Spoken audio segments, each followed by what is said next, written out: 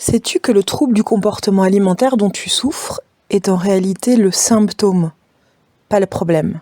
Et c'est important à savoir parce que si tu considères que ta façon de manger est le problème, c'est ta façon de manger que tu vas chercher à résoudre.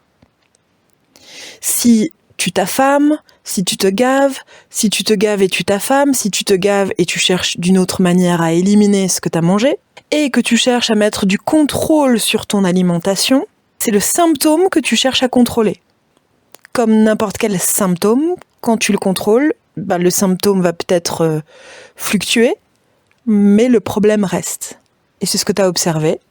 À chaque fois que tu as cherché à mettre du contrôle sur ton alimentation, ça s'est peut-être un peu amélioré, mais ton trouble du comportement alimentaire est revenu, parfois en force. En tout cas, il est toujours là, latent, comme un monstre là dans sa cachette qui attend de ressurgir. Sais-tu que si ton trouble du comportement alimentaire, anorexie, boulimie, hyperphagie est un symptôme, il sera intéressant pour toi d'aller repérer quel est le problème qui déclenche ce symptôme. Quelle est la racine du truc? Si tu as une grippe, tu vas avoir en termes de symptômes de la fièvre, c'est-à-dire la manifestation de quelque chose qui t'agresse à l'intérieur de ton corps et contre lequel ton corps lutte au travers de ces symptômes. On sait tous aujourd'hui que la fièvre est le signe que ton corps est en train de lutter contre quelque chose qui l'agresse. La question est donc, qu'est-ce qui agresse ton corps au point que ton inconscient préfère le déformer, le rendre malade et te pourrir la vie? Oui, je dis te pourrir la vie parce qu'on est d'accord que ce TCA-là dont tu souffres va bien au-delà de la façon dont tu manges, n'est-ce pas? Tout est impacté dans ta vie par ça. Tes émotions, tes pensées, tes relations, tes choix de vie, tes choix d'activité, tes choix de loisirs, tout est littéralement paralysé. J'allais dire parasité et c'est paralysé qui est sorti. Mais les deux sont vrais. Tout est littéralement parasité et paralysé dans ta vie à cause de ce trouble du comportement alimentaire. Si là, tu prends quelques minutes pour dresser une liste plus ou moins exhaustive de tout ce à côté de quoi tu passes dans ta vie à cause de ce fichu trouble du comportement alimentaire, tu te rendras compte que ça te pourrit bien la vie quand même, hein. As-tu déjà observé à quel point chaque crise d'anorexie, chaque crise de boulimie, chaque crise d'hyperphagie stresse ton corps? T'as remarqué que ce que ton inconscient, au travers de ça, impose à ton corps, ne va pas dans le sens de « mon petit corps d'amour, je te donne exactement ce dont tu as besoin pour te sentir serein, en sécurité, en harmonie avec tes besoins ». Non. C'est je te prive et je te stresse, je te gave mon petit corps et je te stresse, je te gave et je cherche à éliminer farouchement ce que j'ai ingéré et je te stresse. Quelle que soit la manière dont tu t'y prends, ce TCA, ce trouble du comportement alimentaire, ce trouble de la conduite alimentaire, stresse ton corps. Sais-tu qu'à chaque fois que tu stresses ton corps est obligé de faire face au stress que tu, entre guillemets, ton inconscient lui impose et qu'il n'a pas le temps de faire autre chose. D'ailleurs, tu l'as sûrement observé, hein. À chaque fois qu'il est question d'anorexie, de boulimie ou d'hyperphagie dans ta vie, tu penses qu'à ça, ça occupe ton esprit plus, ça occupe tes émotions plus, ça occupe ton corps plus, ça occupe ta santé plus, ça monopolise ton attention, ça monopolise ton énergie, ça monopolise tout en fait dans ta vie. Si j'étais ton inconscient et que je devais te faire penser à autre chose, ressentir autre chose, faire autre chose, éprouver autre chose que ce qui est en train d'émerger, je choisirais un trouble du comportement alimentaire.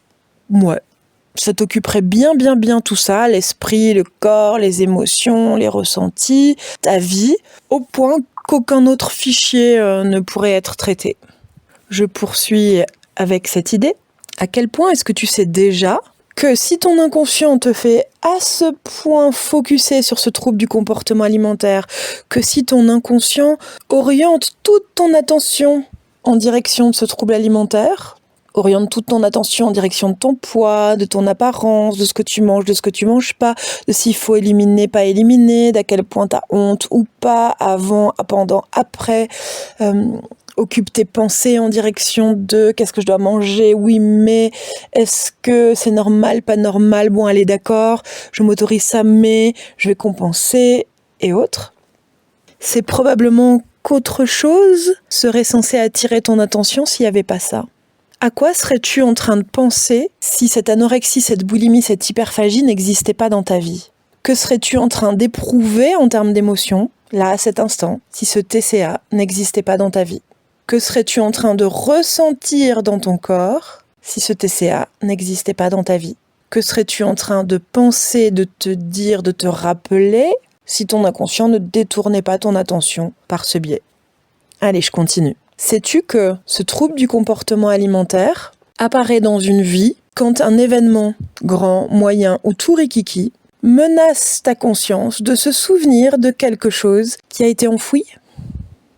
Il y a une erreur que font pas mal de personnes, qu'elles soient les clientes, les patientes ou les praticiens, c'est d'aller regarder dans l'histoire du trouble du comportement alimentaire le début des crises et de se dire « Ok, qu'est-ce qui s'est passé entre 1 mois et 3 mois avant ces premières crises ? Qu'est-ce qui s'est passé ?» Comme s'il y avait eu l'événement traumatique, l'événement choquant à cet endroit-là, et que c'était en réponse immédiate à cet événement choquant, à ce psychochoc, à cet événement traumatique auquel répondait le trouble du comportement alimentaire. Mais c'est très très rare.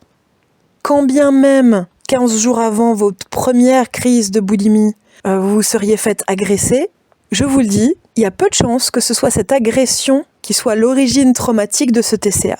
Ce que je suis en train de vous dire, c'est que même si vous vous êtes fait agresser 1 mois avant et qu'1 mois après, vos crises se sont déclenchées, il y a de fortes chances pour que cet événement traumatique soit le déclencheur d'un souvenir encore antérieur à ça.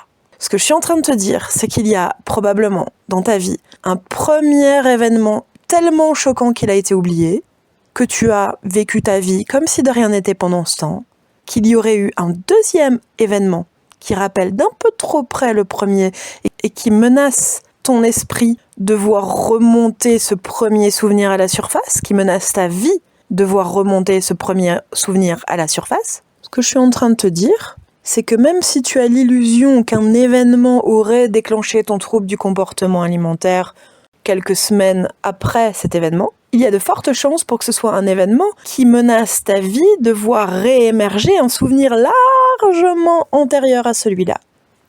Le nombre de personnes qui, en première séance de repérage du travail à faire, me racontent leur vie et me disent « Mais Barbara, je sais très bien ce qui a déclenché ce trouble du comportement alimentaire. C'est quand, à l'âge de 13 ans, je me suis fait agresser dans la rue. C'est quand, à l'âge de 17 ans, j'ai subi une agression de tel ou tel type. C'est quand, à l'âge de, il m'est arrivé ça. » Et la personne fait l'erreur, ou en tout cas se limite au fait de travailler sur cet événement-là. Si à l'âge de 13 ans, je me suis fait tripoter et que ça a déclenché un trouble du comportement alimentaire, en séance de thérapie, je vais faire l'erreur de travailler sur cet événement-là choquant et me limiter à ça. Donc sais-tu que considérer cet événement comme étant l'origine traumatique de ton trouble du comportement alimentaire est une erreur ? Que si ton trouble du comportement alimentaire s'est déclenché à la suite de ce truc-là, c'est que probablement cet événement-là, bien que choquant, je ne retire pas cette possibilité-là, menace ta vie de te rappeler d'un peu trop près l'événement d'origine.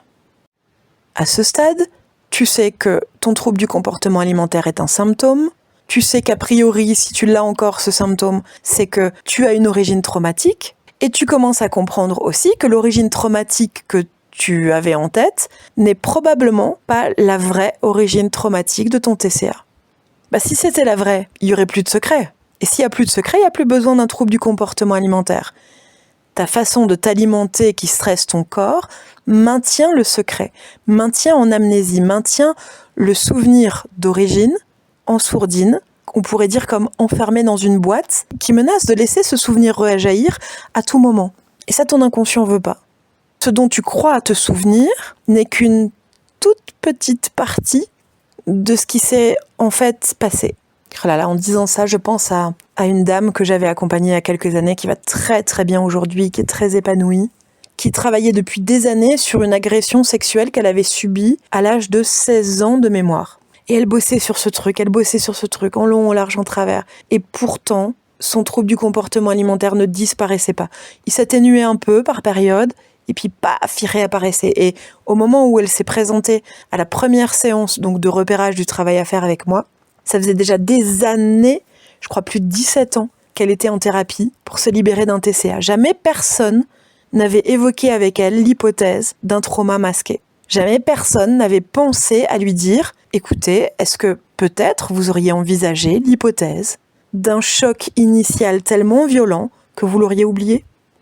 Et c'est bien en travaillant à partir de cette hypothèse qu'elle a pu définitivement se libérer d'un trouble du comportement alimentaire. Je dis définitivement, ça fait que 4 ans qu'elle a été accompagnée et que sa thérapie est terminée. Ça fait que 4 ans qu'elle n'a plus aucun signe de trouble du comportement alimentaire, quel qu'il soit. C'est-à-dire qu'elle mange normalement. Manger n'est plus un sujet pour elle, n'est plus un problème, que en termes, qu'elle ne pense plus à ça comme un problème, qu'elle ne pense plus à son poids comme un problème, qu'elle ne pense plus à son apparence comme un problème et qu'elle vit totalement normalement en fait. Donc sais-tu déjà qu'un trauma dont tu te souviens peut en fait en cacher un autre dont tu te souviens pas? Sais-tu déjà que ce trouble du comportement alimentaire a un intérêt majeur qui est de te faire oublier à chaque crise le souvenir qui tend à réémerger là maintenant? Sais-tu qu'à chaque fois que ce TCA, cette anorexie, cette boulimie, cette hyperphagie se manifeste dans ta vie, c'est que ce souvenir, il est probable qu'il cherche à remonter et que ton inconscient, lui, cherche à le faire redescendre. Et dernier point, c'est celui que je préfère, sais-tu qu'il n'est pas nécessaire de se souvenir de ce qui s'est passé pour te libérer d'un trouble du comportement alimentaire? Il n'y a pas besoin de savoir quoi, il y a juste besoin de se dire, ok, s'il y a eu quelque chose et que je ne m'en souviens pas, je vais aller renforcer mon corps, ma façon de gérer les émotions et mon esprit, mon mental, mes croyances, jusqu'à ce que mon inconscient me sente en sécurité en lien avec ce souvenir. Et pour terminer, sais-tu enfin que pour te libérer d'un trouble du comportement alimentaire, ton inconscient ne doit s'assurer que d'une seule chose, c'est que si le souvenir de ce choc initial réémergeait à ta conscience, ta vie ne s'effondrerait pas, tu ne t'effondrerais pas. Il a besoin de s'assurer que physiquement tu tiens le choc, qu'émotionnellement tu vas tenir le choc, que psychiquement tu vas tenir le choc. Il a besoin de s'assurer qu'une fois ce souvenir remonté à la conscience, remonté à la surface, tu sois libéré et pas effondré. Et ça ne veut pas forcément dire qu'il va faire réémerger le souvenir. Il a besoin de s'assurer que si le souvenir réémergeait, ça ne te poserait pas de problème énorme dans ta vie. L'idée est de se dire, ok, si là, ce souvenir remontait à la surface maintenant, est-ce que ce serait une retraumatisation? Est-ce que ce serait un re-stress? Est-ce que ce serait à nouveau un overstress? Ou est-ce que ce serait une libération dans ta vie qui va te construire, qui va te renforcer, qui va te faire avancer à grands pas? Tant que ton inconscient est persuadé que si tu savais, tu t'effondrerais, il maintient le trouble du comportement alimentaire dans ta vie. C'est ce qui me fait dire que pour qu'un trouble du comportement alimentaire lâche définitivement, il faut être capable d'affronter le pire sans s'effondrer. Allez, je vous laisse pour aujourd'hui avec ces infos. Si vous avez envie d'être accompagné par moi ou besoin d'être accompagné, je vous laisse toutes les informations sur ce que je vous propose en description de ce podcast. Je vous dis à bientôt. Tenez bon. Tenez bon, tenez bon, tenez bon. C'est possible. Vous allez y arriver.